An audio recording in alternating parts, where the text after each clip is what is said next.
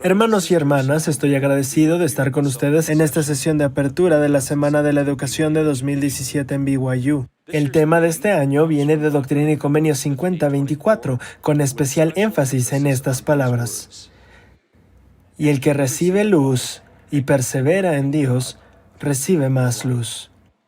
Voy a abordar este tema con un enfoque diferente del que se pudiera esperar, al exponer e ilustrar algunas formas muy astutas y efectivas con las que el inicuo evita que las personas progresen y reciban más luz. Muchos principios del Evangelio vienen en parejas, es decir, que el significado de uno está incompleto sin el otro. Hoy quiero referirme a 3 de estas parejas doctrinales. El primero, albedrío y responsabilidad, misericordia y justicia, y fe y obras. Cuando Satanás tiene éxito dividiendo estas parejas doctrinales, comienza a causar estragos en la humanidad.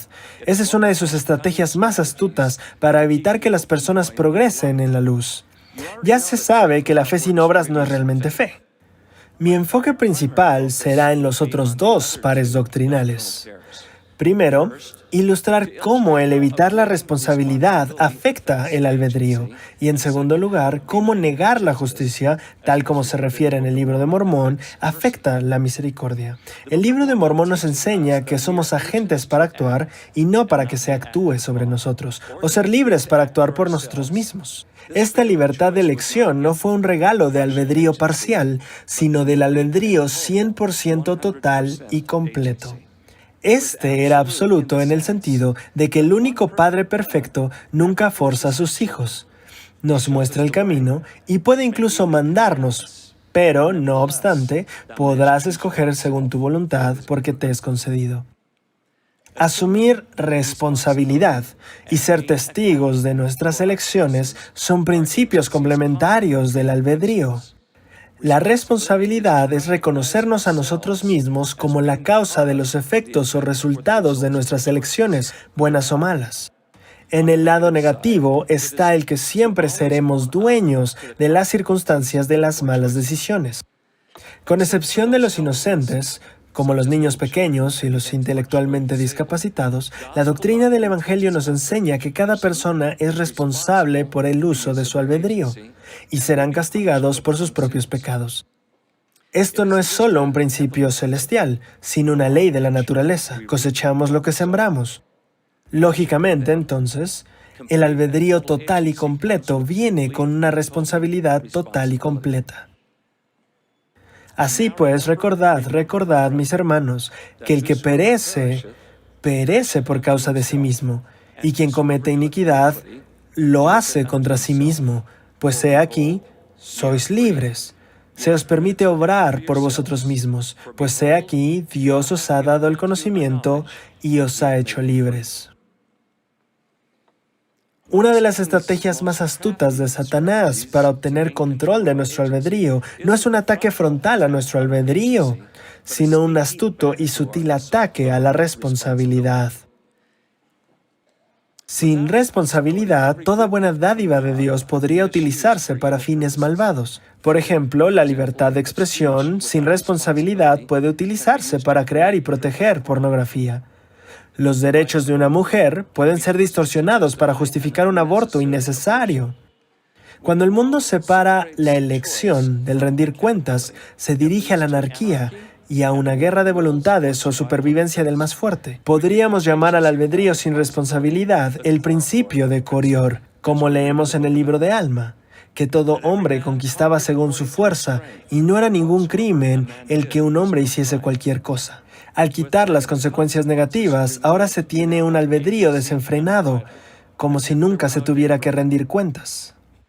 Si Satanás no tiene éxito en separar totalmente el albedrío de la responsabilidad, uno de sus planes de respaldo es en minimizar los sentimientos de responsabilidad, lo que podríamos llamar el principio de Neor, también que se encuentra en el libro de Alma. Que todo el género humano se salvaría en el postrer día, y no tenían por qué temer ni temblar, porque el Señor había creado a todos los hombres y también los había redimido a todos, y al final todos los hombres tendrían vida eterna. ¡Qué atractiva oferta para aquellos que buscan la felicidad en la maldad! El principio de Neor depende totalmente en la misericordia y niega la justicia, o una separación de la segunda pareja doctrinal antes mencionada. Negar la justicia es el gemelo de evitar la responsabilidad.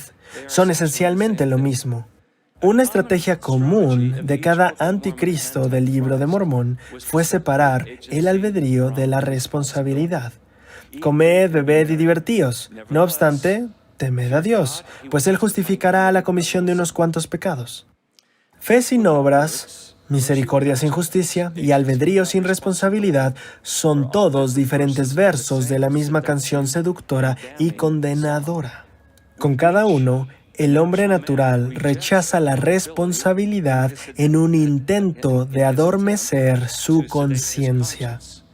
Es similar a la práctica de principios del siglo XVI del pago de indulgencias, pero mucho más fácil. De esta manera es gratis. No es de extrañarnos que el camino amplio se llene con muchos. La ruta es un desfile libre de culpa hacia la salvación, pero es en realidad un desvío hábilmente disfrazado hacia la destrucción. El albedrío sin responsabilidad es una de las doctrinas de todo anticristo, muy astuto en su naturaleza y muy destructivo en sus resultados. Para ilustrar mi punto, quisiera compartir una lista de cosas que Satanás tienta a la gente a decir o hacer para evitar que sean responsables. Esta lista no incluye todo, pero creo que cubre sus tácticas habituales. Comienzo con culpar a otros, como cuando Saúl desobedientemente tomó de los despojos de la guerra de los amalecitas y luego, cuando Samuel lo confrontó, él culpó al pueblo. Número 2.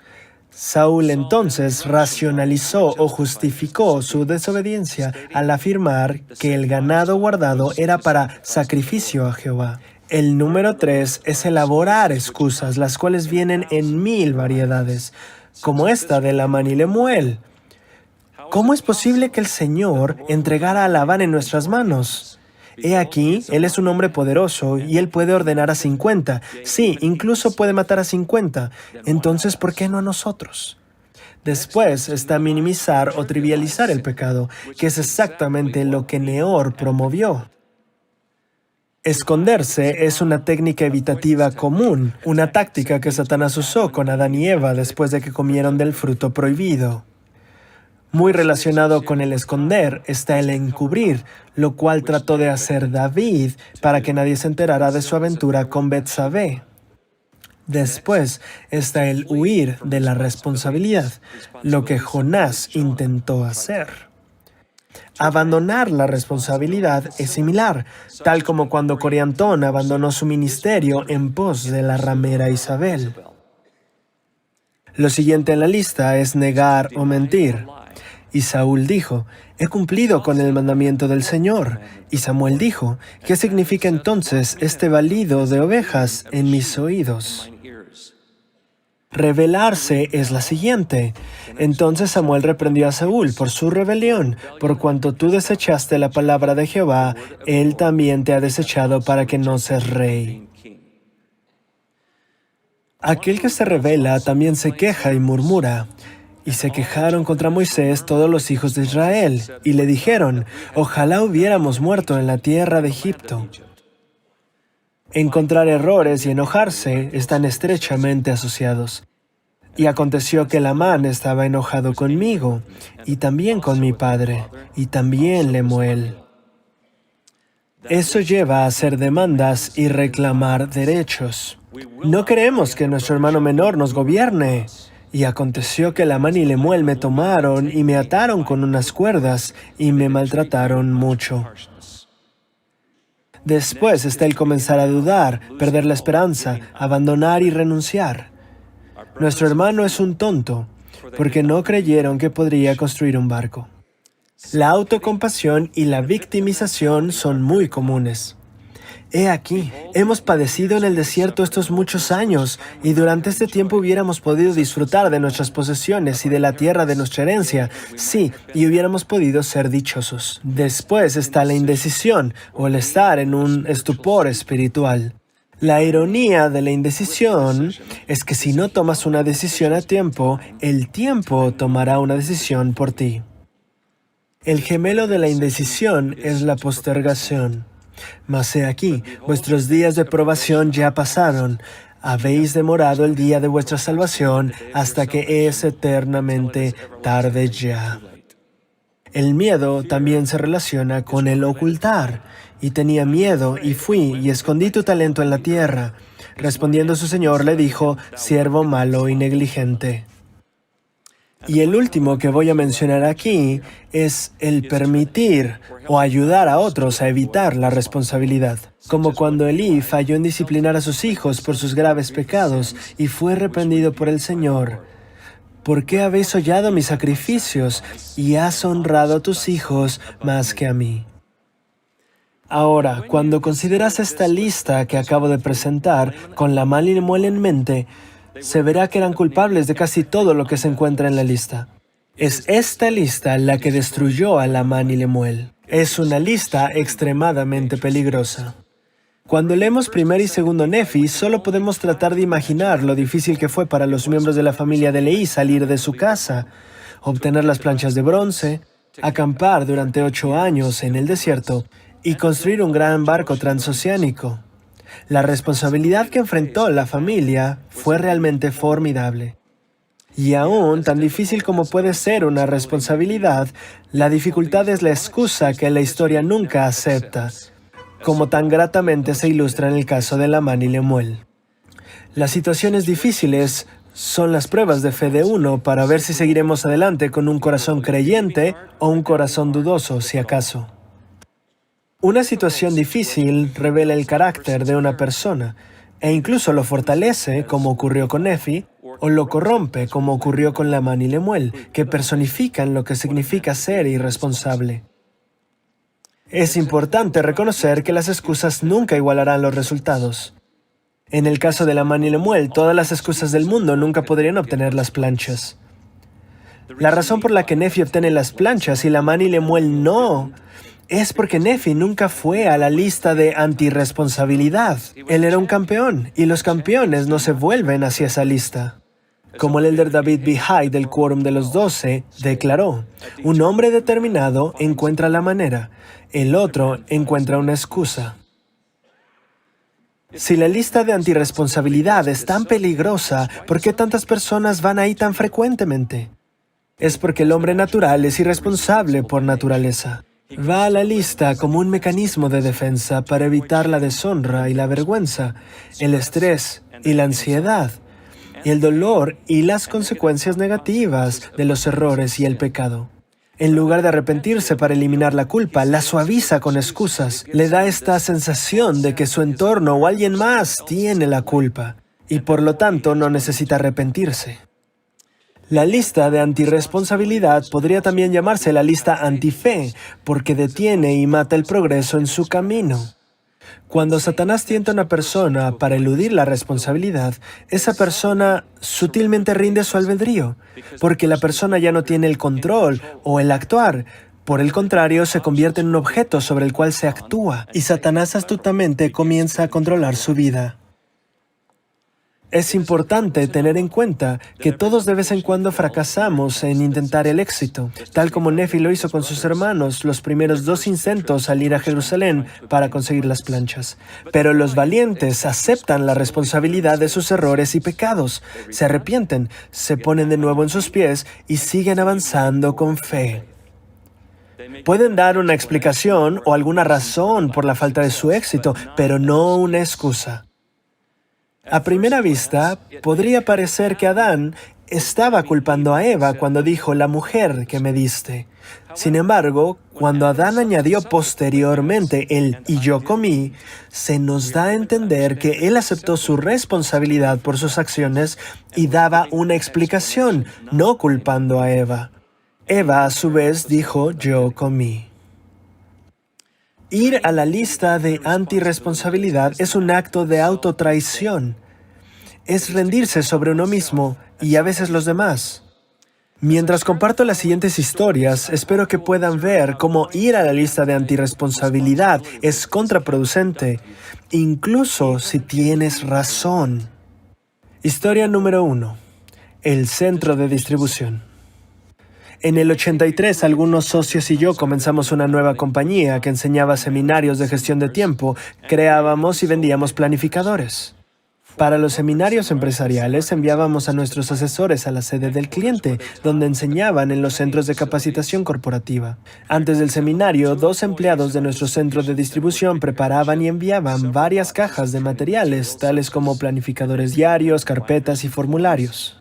También se incluía una guía del seminario para participantes, con un centenar de páginas con citas, espacios para escribir, gráficos e ilustraciones. Los 2 empleados del centro de distribución normalmente enviaban el material 10 días antes del seminario. En el momento en el que se produjo el siguiente incidente, estábamos enseñando alrededor de 250 seminarios cada mes. Con tantos envíos de materiales, estos 2 empleados a menudo cometían errores, como no enviar suficientes cantidades, omitir ciertos materiales, o no los enviaban a tiempo. Esto se convirtió en una irritante y a menudo vergonzosa frustración para los consultores. Cuando ocurrieron estos problemas, la división del seminario presentó una queja contra mí, ya que el centro de distribución era una de mis responsabilidades. Cuando hablé con estos 2 empleados acerca de los errores y las mejoras en el sistema, nunca quisieron aceptar la responsabilidad por los errores. Culparon a otros, diciendo cosas como, no es culpa nuestra, la división de seminario llena la fórmula de solicitud de suministros de manera incorrecta y enviamos el paquete exactamente con sus especificaciones. Es su culpa. No puedes culparnos. O dirían algo como, lo enviamos a tiempo, pero la empresa de transporte lo entregó tarde. No puedes culparnos. Otra excusa era, la división de kits individuales del seminario las empacó con errores y nosotros enviamos los kits como ellos nos lo dieron. Es su culpa. Parecía que estos 2 empleados nunca eran los responsables de los errores, así que los errores continuaron. Entonces pasó algo crítico. El director de capacitación de una gran corporación multinacional asistió a uno de nuestros seminarios y estaba tan encantado que nos invitó a enseñar un seminario piloto a sus 50 y tantos altos ejecutivos. El día del seminario, nuestro asesor llegó y abrió las cajas de materiales y descubrió que las guías de seminario no estaban. Sin estas guías, ¿cómo los participantes seguirían los temas y tomarían notas? El director de formación se paralizó de miedo. Nuestro asesor hizo lo mejor que pudo al asegurarse de que cada participante se le diera un bloc de hojas donde pudiera tomar notas a través del día y todo estuviera razonablemente bien, incluso sin las guías. Muy avergonzado y enojado, el director de formación llamó a nuestra división de seminario y dijo, ustedes nunca enseñarán aquí otra vez. ¿Cómo pudieron haber cometido un error tan vergonzoso y inexcusable con nuestro seminario piloto? Uno de los vicepresidentes de nuestra división de seminario me llamó y dijo, esta es la última vez. Estamos a punto de perder una cuenta de $1 millón debido a los errores del centro de distribución. Simplemente no podemos tolerar más errores. Y como uno de los dueños de la empresa, tampoco podría tolerar este tipo de errores. Pero al mismo tiempo no quería ver a estos 2 padres de familia despedidos. Después de pensar en las posibles soluciones, decidí implementar un sistema de incentivos para motivar a estos 2 hombres a tener más cuidado. Por cada seminario enviado correctamente, ellos recibirían $1 extra, haciendo posible que tuvieran $250 más cada mes, esperando que eso los centrara en la calidad. Pero si cometían un error, perderían $1, pero no se me hacía mucho. Así que también decidí incluir 2 bonos de $100 si no había errores. Con el primer error, no solo perderían $1, sino también el primer bono de $100. Si cometían 2 errores, perdían el segundo bono de $100. También les aclaré, si hay un error, perderán su bono independientemente de quién lo cometió. Son 100% responsables de ese envío. Pero eso no es justo, respondieron. ¿Qué pasa si la división del seminario llena el formulario de solicitud de suministros incorrectamente y sin saberlo, enviamos el material con sus errores? Les dije, perderían su bono. Ustedes son 100% responsables del éxito en este envío. Pero eso no es justo. ¿Qué pasa si enviamos el paquete a tiempo, pero la compañía de transportes la entrega tarde? Les dije, perderán su bono. Son 100% responsables. Eso no es justo. ¿Qué sucede si la división de carpetas comete errores al empacar los kits individuales del seminario? No nos puedes culpar por sus errores. Ustedes perderán su bono, les respondí de nuevo. Ustedes son 100% responsables por el éxito de ese envío. ¿Estoy siendo claro? Eso no es justo. Bueno, no parece justo, pero así es la vida. Ustedes perderán su bono. Lo que hice fue eliminar la lista de antirresponsabilidades como una opción para ellos. Ahora entendían que ya no podían culpar a otros, dar excusas o justificar sus errores, incluso cuando tenían la razón y era culpa de alguien más. Lo que sucedió después fue fascinante de observar. Cuando recibían una orden de la división de seminario, los llamaban para revisar con ellos el formulario artículo por artículo. Asumieron la responsabilidad de corregir los errores cometidos por la división del seminario. Empezaron a leer los documentos de la empresa de envíos para asegurarse que el envío se ingresara correctamente. Empezaron a marcar las cajas de cartones del envío como 1 de 7, 2 de 7, etc., con el contenido del paquete escrito en el exterior de la caja. Empezaron a enviar los paquetes 3 o 4 días antes de lo que lo hacían antes. Unos días antes del seminario llamaban a la empresa cliente para verificar que el envío hubiera llegado y el contenido que traía. Si de alguna manera habían omitido cualquier material, tenían 3 o 4 días adicionales para enviar los artículos por correo express. Los errores finalmente se detuvieron y empezaron a ganar su bono mes a mes. Fue una experiencia impactante para ellos al aprender de primera mano el poder, el control y la recompensa de ser 100% responsables. Lo que aprendieron estos dos empleados es que cuando culpaban a alguien más, cedían el control del éxito del envío a otros. La división de seminario, la empresa de transporte, etc. Aprendieron que las excusas les impedían tomar el control de sus vidas. Aprendieron que es contraproducente culpar a otros, hacer excusas o justificar tus errores, incluso cuando tienes razón. En el momento en el que aplicas una de estas cosas contraproducentes, pierdes control sobre los resultados positivos que buscas en tu vida. Historia número 2. Poniendo mi matrimonio antes que mi orgullo. Cito. Como cualquier pareja, mi esposo y yo hemos tenido desacuerdos durante nuestro matrimonio, pero un incidente se destaca en mi mente. Ya no recuerdo el motivo de nuestro desacuerdo, pero terminamos sin hablarnos. Recuerdo que sentía que todo era culpa de mi esposo. Sentía que no había hecho nada, así que no tenía la necesidad de disculparme. Mientras avanzaba el día, esperé que mi esposo dijera que lo sentía. Seguramente veía cuán equivocado estaba. Era obvio cuánto había lastimado mis sentimientos. Sentía que tenía que mantenerme firme. Ese era el principio que importaba. Cuando el día empezó a terminar, comencé a darme cuenta de que estaba esperando en vano. Así que recurrí al Señor en oración. Oré para que mi esposo se diera cuenta de lo que había hecho y cómo dañaba nuestro matrimonio. Oré para que fuera inspirado a disculparse, para que pudiéramos terminar nuestro desacuerdo. Mientras oraba, sentí la fuerte impresión que debía ir a mi esposo y pedirle disculpas.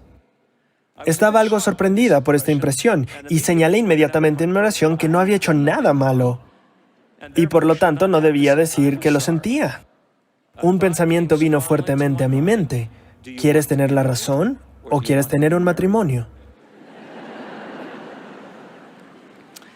Al considerar esta pregunta, me di cuenta de que podría mantener mi orgullo y no ceder hasta que él se disculpara, pero ¿cuánto tiempo tomaría? ¿Días? Era miserable. Cuando no nos hablábamos, comprendí que, aunque este incidente no sería el final de nuestro matrimonio, si siempre me comportaba así, esto podría causar serios daños durante los años. Decidí que era más importante tener un matrimonio feliz y amoroso que mantener mi orgullo intacto, por algo que a la larga parecería trivial. Fui con mi esposo y me disculpé por hacerlo enojar. Él también se disculpó conmigo y pronto estábamos de nuevo unidos en amor. Desde aquel momento ha habido ocasiones cuando he necesitado hacer esa pregunta otra vez. ¿Quieres tener razón o quieres tener un matrimonio? Cuán agradecida estoy por la gran lección que aprendí la primera vez que me enfrenté a esta pregunta. Siempre me ha ayudado a alinear mi perspectiva y poner a mi esposo y a mi matrimonio antes que a mi propio orgullo.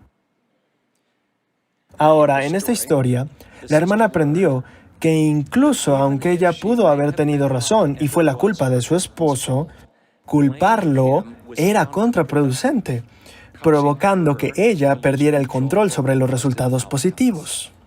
También descubrió que hay poder y control en la expresión "lo siento", cuando es usada con amor sincero y empatía, no simplemente para excusarnos.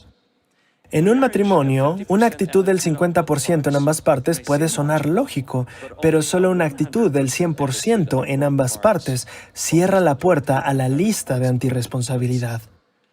Una lección final que aprendió esta hermana es que no puedes controlar el albedrío de otra persona, solamente el tuyo. Una madre amorosa una vez le dio el siguiente y sabio consejo a su hija, quien estaba infeliz en su matrimonio. Hizo que su hija dibujara una línea vertical por la mitad de una hoja de papel y escribiera del lado izquierdo todas las cosas que su esposo había hecho que la molestaban y del lado derecho las respuestas que tenía hacia esas actitudes. La madre hizo que la chica cortara el papel a la mitad, separando las dos listas. Ahora, tira el papel de los defectos de tu esposo en la basura.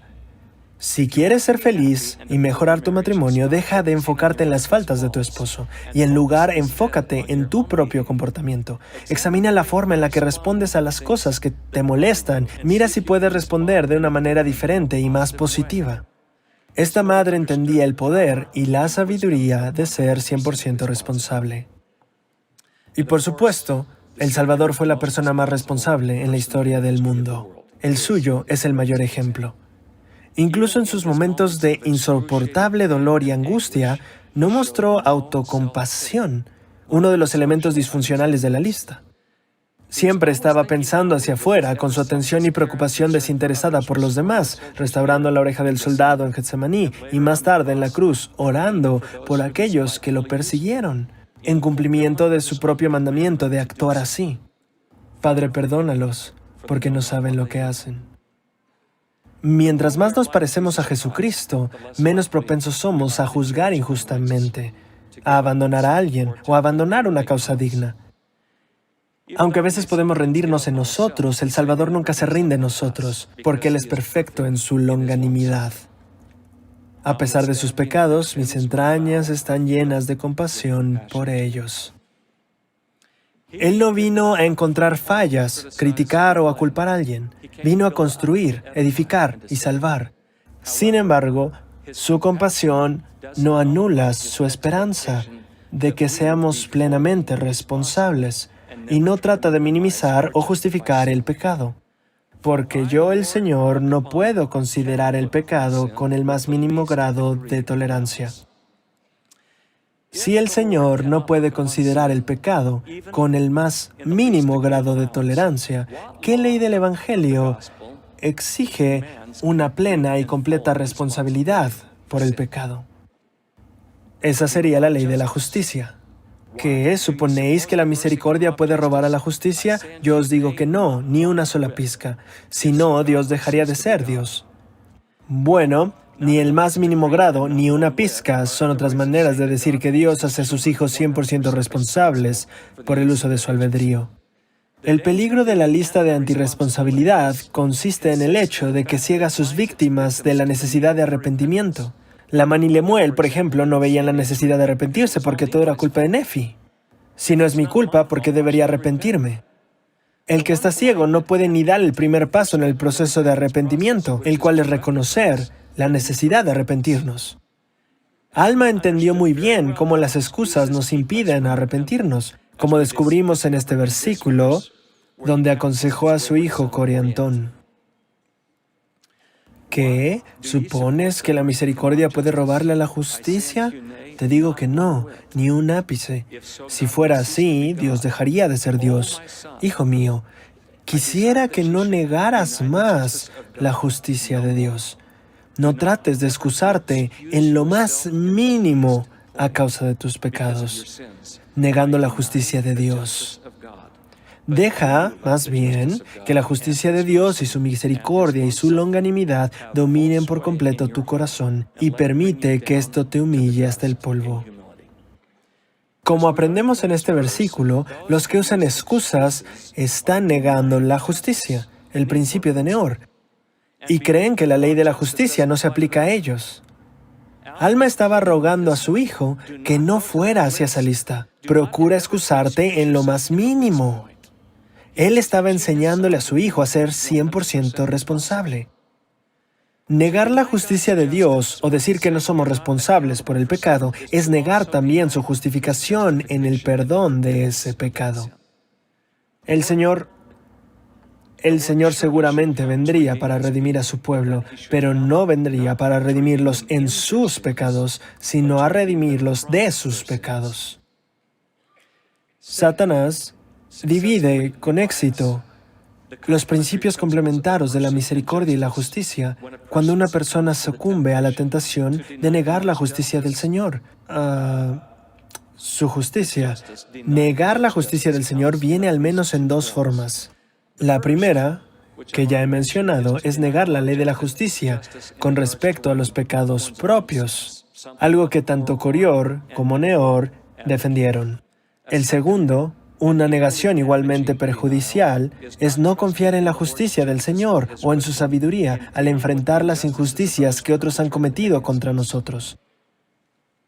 En el clásico perfectamente escrito, El Conde de Montecristo, de Alejandro Dumas, Edmond Dantes, el protagonista, es un hombre honesto y cariñoso que se vuelve amargo y vengativo después de que 3 hombres codiciosos dieran falso testimonio en contra de él y lo traicionaran, encerrándolo en una trampa. Cuando un fiscal corrupto se convierte en cómplice, Dantes es arrestado el mismo día en el que debería casarse con su hermosa prometida, Mercedes. A los 19 años, se le da cadena perpetua en la prisión de la isla infame de Château d'If, por un crimen que no cometió. Después de muchos años tortuosos en confinamiento solitario, finalmente conoce a otro prisionero, el anciano Ave Faría, que en su búsqueda de libertad calculó mal y cavó hasta la celda de Dantes en lugar del exterior y la libertad.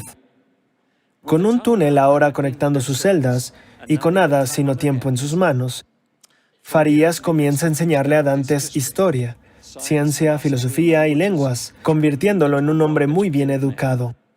Faría también le concede a Dantes un tesoro de enorme riqueza, oculto en la isla deshabitada de Montecristo, y le dice cómo encontrarlo si es que escapa. Sabiendo que la venganza podría consumir y destruir a Dantes, Ave Faría le enseña una última lección antes de morir: el no negar la justicia del Señor. No cometas el crimen por el cual ahora cumples una sentencia. Dios dijo, la venganza es mía. Yo no creo en Dios, le responde Dantes. Eso no importa, Él cree en ti. Dantes sigue sin estar convencido. Tras la muerte de Faría, Dantes idea un plan inteligente ocultándose a sí mismo en el sudario de Faría, y es finalmente capaz de escapar después de 14 años de tormento en Château d'If. Después de conseguir el tesoro, se convierte en un hombre extremadamente rico y asume una nueva identidad como el Conde de Montecristo. Para los malvados que conspiraron contra él, inventa un elaborado plan de venganza, con un castigo doloroso y prolongado. Una recompensa justa para los 14 años en los que apenas sobrevivió en el calabozo al que injustamente le habían enviado. Con precisión, Dantes pone en marcha su plan, y sus enemigos sufren el castigo que ha ideado cuidadosamente para cada uno de ellos. Cuando leemos el libro o vemos la versión en película de El Conde de Montecristo, hay algo en nosotros que quiere ver la justicia aplicada contra estos hombres crueles y conspiradores que habían causado tanto dolor a un hombre inocente. Hay un sentido de justicia y un deseo en cada uno de nosotros de que lo bueno prevalezca sobre lo malo, que las cosas perdidas deben ser restablecidas y los corazones rotos reparados. Hasta que suceden estas cosas, hay una brecha de injusticia que nos cuesta conciliar en nuestra mente. e incluso más en nuestros corazones, dejándonos problemas y dificultades para avanzar. Las personas tratan de conciliar esta brecha de injusticia de muchas maneras, con la venganza, justificando su rabia y amargura, o al buscar la reparación legal e imponer las consecuencias. Al final descubrimos que el camino del Señor es la única forma de reconciliación verdadera y completa. El error de Dantes no era necesariamente la búsqueda de reparación y justicia según la ley de la tierra, y sacar tortuosos hechos a la luz con castigos apropiados para los culpables, sino dejar que su deseo de justicia se convirtiera en odio, enojo, autocompasión, autojustificación y otros comportamientos deshabilitantes de la lista de antirresponsabilidad. Él esencialmente descendió al nivel de impiedad de sus enemigos y usó engaños, mentiras y fraude para atraparlos, todo fuera del proceso legal, tal como lo habían hecho con él y justo como había profetizado Ave Faría. Apoyándose en la ley de Moisés, ojo por ojo y diente por diente, en lugar de la ley del Evangelio, que incluye perdonar y orar por los enemigos, Dantes impuso una cadena perpetua de miseria y amargura sobre sí mismo. Al negar la justicia del Señor para otros, involuntariamente negó la misericordia del Señor para sí mismo y decidió cumplir la condena que Cristo había cumplido ya en su nombre. Eso le robó una vida de felicidad que sin el deseo de venganza pudo haber sido suya. Tener fe en Jesucristo es confiar en que debido a su sacrificio expiatorio, Él corregirá toda injusticia, restaurará toda cosa perdida y reparará toda cosa rota, incluyendo los corazones. Él hará que todo esté bien, sin dejar ningún detalle desatendido. Por tanto, debéis decir en vuestros corazones que Dios juzgue entre tú y yo y te premie según tus obras. Tal como Edmond Dantes, muchas víctimas han sido cruelmente heridas, como en los casos de abuso. Sin una aparente justicia cercana, sienten que el Señor requiere lo imposible pidiéndoles que perdonen. Pero tan difícil como puede ser perdonar en tales circunstancias, el no perdonar es aún más difícil a largo plazo, ya que pone a una persona en la lista de antirresponsabilidad. El no perdonar es sinónimo de culpar, tener ira, autojustificación y autocompasión, todas las cosas que están en la lista. Cuando Satanás aprovecha cualquiera de estas emociones negativas, comienza a ejercer control sobre sus vidas, incluso si tienen razón. Alguna de las cosas más difíciles que perdonar es en el caso de violencia doméstica, con la angustia, el dolor por la traición y la crueldad. Ahora, hay un patrón interesante y común en los casos de abuso. El abusador casi siempre le echa la culpa a la víctima, como cuando Lamán y Lemuel culparon a Nefi cuando abusaron de él. Para protegerlo a él y a su familia, el Señor inspiró a Nefi para separar a su familia de la de sus hermanos y sus malvadas intenciones.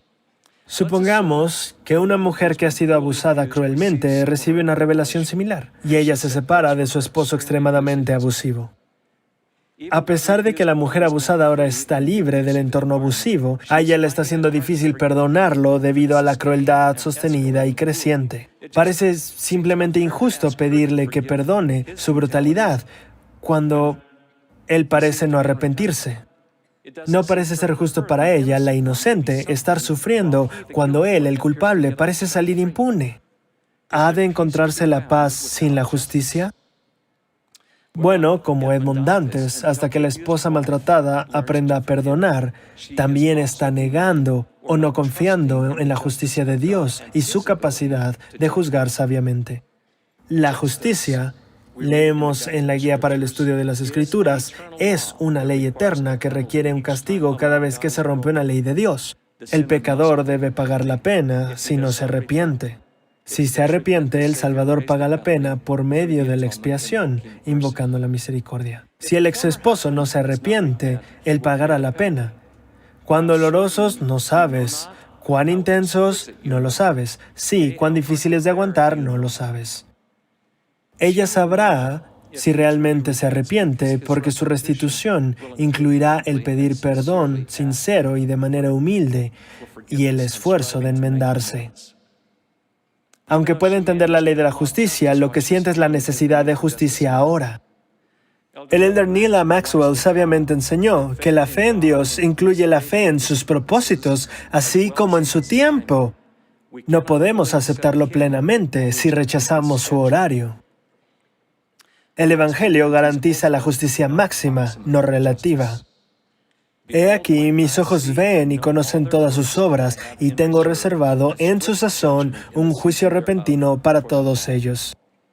La ley de la justicia y la confianza en el tiempo del Señor le permite a ella no preocuparse más por la justicia, sino colocar el juicio en las manos de Dios. He aquí lo que dice en las Escrituras: el hombre no herirá, ni tampoco juzgará, porque el juicio es mío, dice el Señor, y la venganza es mía también, y yo pagaré. El elder Jeffrey R. Holland compartió la siguiente perspectiva: por favor, no pregunten si es justo. Cuando se trata de nuestros propios pecados, no pedimos justicia. Lo que suplicamos es misericordia, y eso es lo que tenemos que estar dispuestos a dar. ¿Podemos ver la trágica ironía de no conceder a los demás lo que tanto necesitamos para nosotros mismos? Aquellos que han experimentado un daño permanente, o sufrimiento prolongado, o una pérdida por una ofensa, enfrentan un desafío mucho más difícil al perdonar y dejarle la justicia al Señor. Afortunadamente, ellos pueden encontrar consuelo en algo que el profeta José Smith enseñó. ¿Qué pueden hacer estas desgracias? Nada. Todas sus pérdidas se recuperarán en la resurrección, siempre que permanezcan fieles. Hasta que la mujer abusada pueda dejar la justicia al Señor, probablemente continuará experimentando sentimientos de ira, los cuales son una forma de devoción negativa hacia su agresor, y esto le atrapa en una pesadilla recurrente. El presidente George Albert Smith se refirió a esto como acariciar una influencia indebida. Habiéndola lastimado tan profundamente, ¿por qué le permitiría continuar victimizándola, acechando sus pensamientos? ¿No ha sufrido suficiente ya? El no perdonar a su agresor le permite a él tormentarla mentalmente una y otra vez. Perdonarlo no lo libera a él, la libera a ella. Parte de entender el perdón es entender lo que el perdón no es. Perdonar a su marido abusivo no excusa o condona su crueldad. No significa olvidar su brutalidad. No puedes dejar de recordar o borrar un recuerdo tan traumático. No significa que se niegue la justicia, porque la misericordia no puede robarle a la justicia. El perdón no puede borrar el daño que él causó, pero puede comenzar a sanar las heridas y aliviar el dolor. No significa confiar en él otra vez y darle aún otra oportunidad de abusar de ella o los niños. Mientras que el perdonar es un mandamiento, la confianza tiene que ser ganada y se evidencia con un buen comportamiento sobre el tiempo, el cual claramente él no ha demostrado. El que nosotros le perdonemos no significa que se perdonen sus pecados. Solo el Salvador puede hacer eso basado en el arrepentimiento sincero. Esas son las cosas que perdonar no significan. Lo que sí significa es perdonar su necedad, incluso su estupidez, en sucumbir a los impulsos del hombre natural, al tiempo que tenemos esperanza que se someta al influjo del Espíritu Santo. No significa darle otra oportunidad de abusar, sino significa darle otra oportunidad en el plan de salvación. También es útil si la mujer entiende que somos castigados por nuestros pecados, así como debido a ellos. Entonces ella reconoce que su agresor se ha infligido mucho más daño eterno a sí mismo que el daño hecho sobre ella. Y aún, en la actualidad, su verdadera felicidad y alegría disminuye en proporción inversa a su creciente maldad, porque la maldad nunca fue felicidad. Ha de sentir lástima por la precaria y dolorosa situación en la que él está. Sabiendo que él se hunde en arenas movedizas espirituales, ella podría empezar a cambiar su deseo de justicia, que ya está ocurriendo, a una esperanza de que él se arrepienta antes de que sea demasiado tarde. Con este entendimiento, ella incluso podría empezar a orar por la persona que injustamente abusó de ella. Este cambio cristiano en su corazón le ayuda a perdonar y trae sanación que tan desesperadamente desea y merece. El Salvador sabe exactamente cómo curarla, porque conoce precisamente su dolor por haberlo vivido vicariamente. En este caso, el de la esposa abusada, tenemos dos bandos, el esposo abusador y la esposa víctima, ambos de los cuales necesitan ayuda divina. Alma 7 nos enseña que el Salvador sufrió por ambos, por los pecados del hombre y por la angustia y el dolor físico y emocional de la mujer. Para acceder a la gracia del Salvador y al poder sanador de su expiación, el Salvador requiere algo de ambos. La llave del esposo para acceder a la gracia del Señor es el arrepentimiento. Si el marido no se arrepiente, no puede ser perdonado por el Señor. La llave de la mujer para acceder a la gracia del Señor y permitirle sanarla es el perdón. Hasta que ella sea capaz de perdonar, ella está eligiendo sufrir la angustia y el dolor que Él ya ha sufrido en su nombre. Al no perdonar sin saberlo, ella niega su misericordia y sanación. En cierto sentido, esto cumple esta escritura. Yo, Dios, he padecido estas cosas para que no padezcan, pero si no se arrepienten o perdonan, deben padecer aún como yo. En resumen, el ser 100% responsable es aceptarte a ti mismo como la persona en control de tu vida. Si otros tienen la culpa y necesitan cambiar antes que haya mayor progreso, entonces tú estás a su disposición y ellos tienen el control sobre los resultados positivos o los resultados deseados en tu vida. El albedrío y la responsabilidad están inseparablemente conectados. No puedes evitar la responsabilidad sin disminuir también el albedrío. La justicia y la misericordia también son inseparables. No puedes negar la justicia del Señor sin obstaculizar también su misericordia. A Satanás le encanta dividir estas parejas de principios y reírse de la devastación resultante. Invito a cada uno de ustedes a eliminar la lista de antirresponsabilidad o antife de su vida, incluso si tienen razón. Es una lista de antifelicidad, es una lista de antiéxito, aun cuando tienes razón. No es una lista para valientes hijos e hijas de Dios que están tratando de llegar a ser más como Él. Es una de las herramientas principales de Satanás para controlar y destruir vidas.